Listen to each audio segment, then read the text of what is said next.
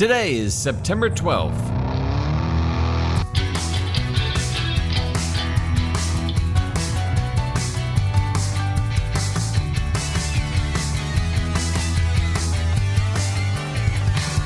It's the 256th day of the year, and this is the On This Day podcast. Today is National Day of Encouragement. I did a little poking around online and couldn't figure out exactly what we're celebrating on National Day of Encouragement or how we're supposed to observe it, but I encourage you to look into it yourself.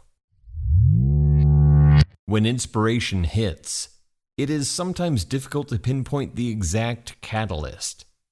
For Jewish-Hungarian physicist and inventor Szilard, inspiration strikes on this day in 1933. Szilard often walks to think and mull over his ideas. On this dreary London day, his walk takes him across from the British Museum in Bloomsbury. Pausing at the street corner, waiting for the red light to change, Szilard is struck with an amazing idea. The idea of nuclear chain reaction. Before heading out on his fateful walk, Szilard reads a news article in the Times that really irks him. It's a summary of a speech given by New Zealand physicist Lord Ernest Rutherford. Rutherford is known as the father of nuclear physics. He discusses the bombardment of atomic nuclei by protons for energy production. And Rutherford dismisses the notion, explaining that nuclear reactions would be an inefficient source of energy. In fact, he feels it's nonsense. The dismissal of this idea frankly annoys Szilard. He feels challenged. The year before, English physicist James Chadwick announces his discovery of the neutron. Szilard ponders, if a neutron enters an atomic nuclei, the subsequent reaction would release two neutrons. It's then possible to produce a chain reaction. Eureka! Yes, Rutherford's words are the catalyst, setting Szilard's mind into overdrive.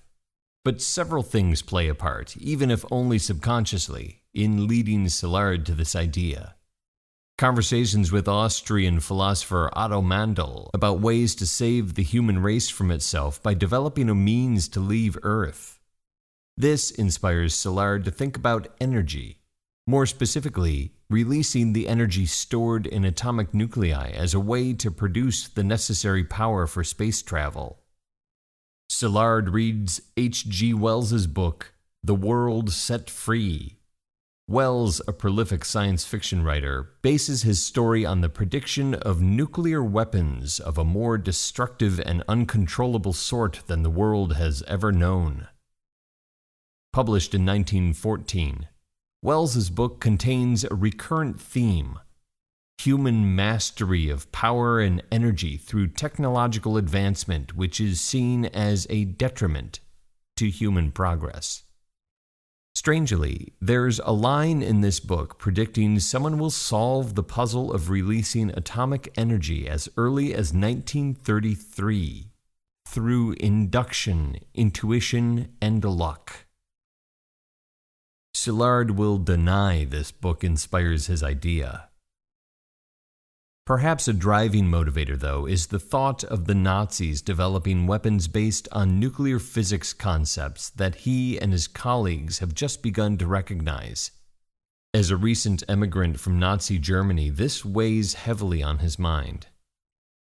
He spends the next several months thinking, reading, and writing down his thoughts. In March of 1934, he applies for a patent. Szilard will eventually work on the Manhattan Project, which gives birth to the first nuclear bomb. And after World War II, Szilard will switch from physics to biology.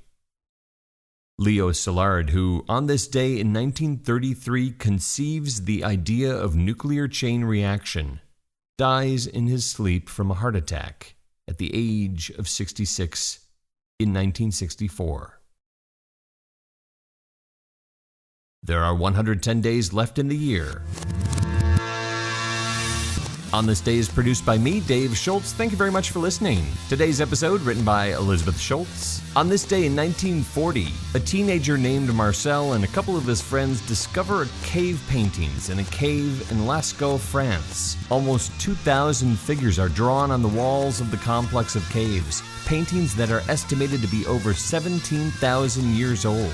Hold on, cut the music.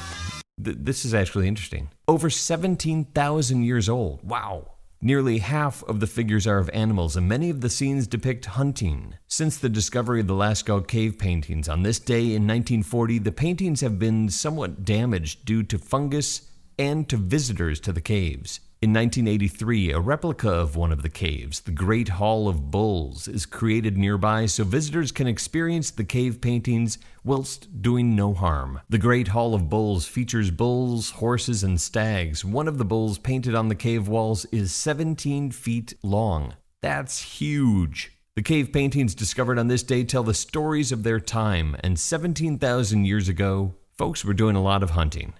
Okay, bring the music back in. So if you're still listening, I've got blisters on my fingers. Talk to you tomorrow.